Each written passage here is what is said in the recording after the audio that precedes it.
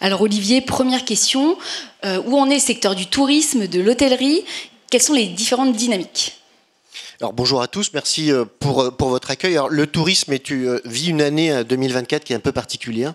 Après une période de forte croissance sortie de Covid, on retrouve aujourd'hui un marché qui est beaucoup plus compliqué, un peu plus tendu malgré les événements comme les Jeux Olympiques qu'on a pu connaître cette année. Donc une année où il faut se lever le matin et aller chercher le business un peu plus avec les dents qu'on a pu connaître ces dernières années, et avec une nécessité d'être très très orienté notamment sur la satisfaction des clients. Et oui, là on n'est plus tellement heureux de sortir, donc il faut aller quand même être un peu plus attractif. Comment ça se passe au niveau du groupe Best Western? Quels sont les principaux enjeux cette année, fin d'année 2025? Les enjeux sont toujours des enjeux de transformation digitale. Continuer à pouvoir déployer l'ensemble de nos services à la fois de manière tout à fait humaine, mais à la fois de version digitalisée pour les clients qui ont une appétence par rapport à ça. On a d'autres sujets qui sont des sujets bien entendu de développement pour renforcer l'offre sur le territoire, mais on a beaucoup aujourd'hui d'investissements sur continuer cette digitalisation, cette transformation et comment on intègre l'IA dans l'ensemble de nos process. Et oui, finalement, comment cette notion de digitalisation elle vient servir une humanisation de l'expérience client et pas remplacer? C'est ça, en fait. Notre stratégie, c'est de digitaliser tout ce qui est digitalisable et d'humaniser tout ce qu'on a digitalisé, quoi. Alors, rentrons dans le vif du sujet. L'IA au sein du groupe Best Western, est-ce que c'est une posture plutôt pionnière ou plutôt, on va dire, conservatrice? On observe? Comment ça se passe? Alors, on est plutôt pionnier, avec une velléité d'adoption la plus rapide possible. On a commencé, il y a, on va dire, comme certainement beaucoup d'entreprises ici, il y a 3-4 ans, à introduire dans la partie relations clients des chatbots, des callbots, des voicebots pour pouvoir donner à nos clients la possibilité d'avoir accès à de l'information sur les séjours, sur les hôtels, sur tout ce qu'on pouvait proposer 24 heures sur 24, 7 jours sur 7. Donc on a déployé ces outils, puis on s'est rendu compte que ces outils, ils étaient performants jusqu'à un certain niveau. Et quand on a vu l'IA générative arriver, on s'est dit, tiens, il y a peut-être moyen d'améliorer finalement la capacité de compréhension, la qualité de la réponse, pour justement toujours être dans une meilleure satisfaction de ses clients. Donc on a attaqué par ça, en fait. On a attaqué par ça, puis après on s'est rendu compte, quand ChatGPT a été très largement mis sur le devant de la scène, que c'était une innovation que j'appellerais bottom-up. C'est-à-dire une innovation qui arrive par les collaborateurs. Les gens essayent ça chez eux, ils trouvent ça rigolo, ils testent, ils disent tiens, comment ça peut m'intéresser dans mon job. Et on a commencé à voir des gens qui utilisaient ChatGPT au bureau. Et là, on s'est dit, oula, attention. C'est-à-dire que c'est une révolution majeure, mais si nous, on s'en empare pas et si on ne gère pas le déploiement et l'utilisation, on va se retrouver avec des données qui vont sortir de l'entreprise, qui peuvent être des données hyper confidentielles, et puis on va avoir des collaborateurs qui vont être à différents rythmes. Et donc c'est là où on s'est vraiment interrogé, et on a déployé une vraie stratégie de réflexion, et puis d'accompagnement de nos collaborateurs sur l'usage de toutes ces IA. Alors justement, quelle organisation a été mise en place? Est-ce qu'il y a des référents en interne qui ont été désignés? Alors on a travaillé avec le Hub. En fait, on a créé 27 référents en interne. Donc l'équipe, c'est 130 personnes au siège. Donc on est allé vraiment à tous les niveaux de l'entreprise. Et ces 27 référents ont travaillé avec leurs collègues pour lister finalement toutes les tâches qu'ils peuvent faire au quotidien. Et une fois qu'on a récupéré toutes ces tâches-là, on a regardé sur l'ensemble de ces tâches quelles étaient celles qui méritaient finalement d'être automatisées, accélérées, améliorées avec des outils d'intelligence artificielle. Donc ça nous a fait une espèce d'énorme matrice. Et après, en comité de direction, on a regardé toute cette liste-là et on a dit par quoi on commence. Où sont les gains les plus importants pour l'entreprise et où sont les gains les plus importants pour les collaborateurs? Qu'est-ce qui va permettre aussi de développer l'employabilité de nos salariés? Et donc on a fait des choix avec des choix d'outils qui vont être des outils transversaux qui sont disponibles pour tous les collaborateurs du groupe, et des outils qui sont beaucoup plus spécifiques sur certaines tâches. Mais en tout cas, toujours sous le prisme de cette génération de valeur, que ça soit sur l'expérience client ou l'expérience collaborateur. L'idée, c'est vraiment de gagner en compétences, en efficacité. On a une petite équipe, donc on pourrait être 150, 160 pour faire l'ensemble du travail qu'on a à mener. Et ces outils-là sont là pour nous faire gagner du temps et donc de l'efficacité, ouais, clairement. Quels sont les premiers cas d'usage, justement, tant sur le côté interne ou externe, l'expérience client que vous avez mis en place? Alors, il y en a beaucoup. Il y a des cas d'usage très simples, très communs, qui sont des outils pour faire des résumés de réunions, des résumés de calls. Bon, ça, c'est déjà devenu, on va dire, assez classique.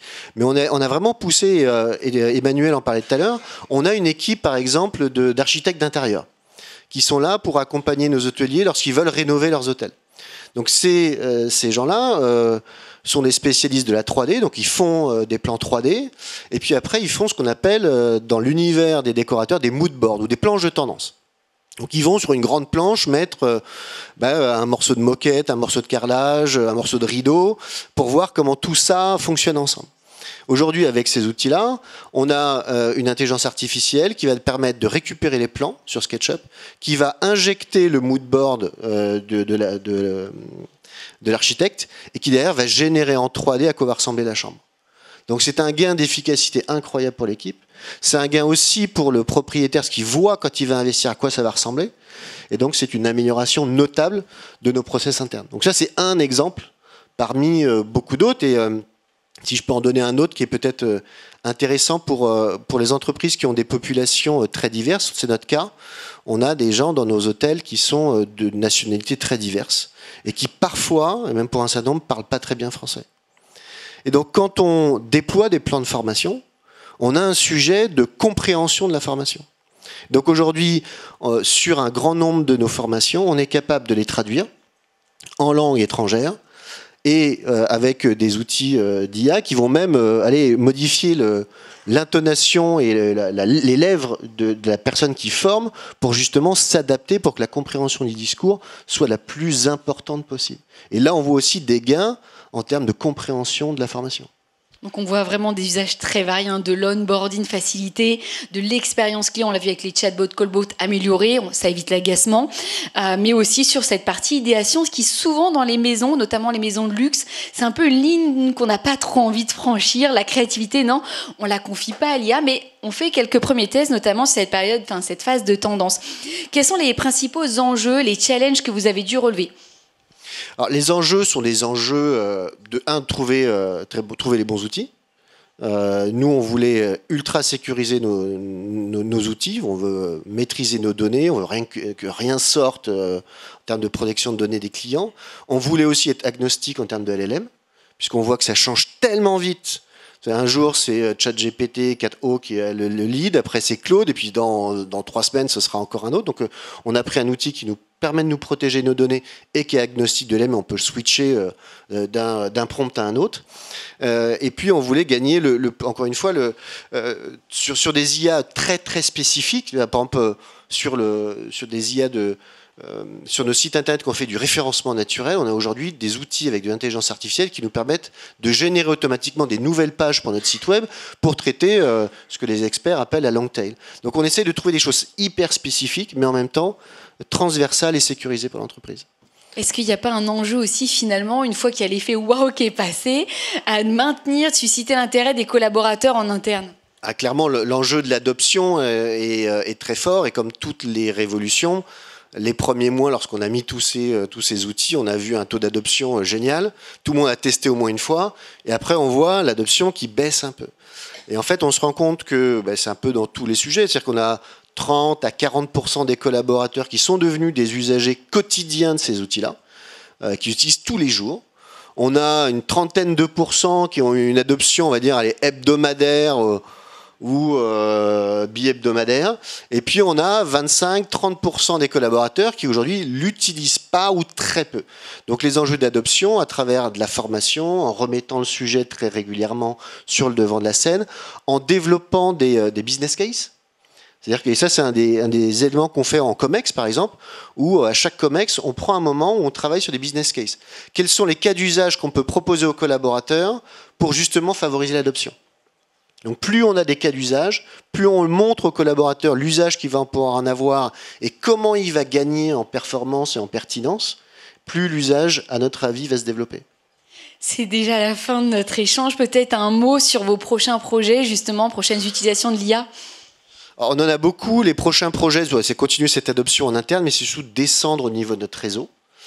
et favoriser l'adoption dans les hôtels, puisque là, on estime que aussi les gains en termes de compétences, productivité, amélioration du service. Encore une fois, on est dans un métier de service, donc tout ce qui va permettre d'améliorer la relation client pour nous est extrêmement important.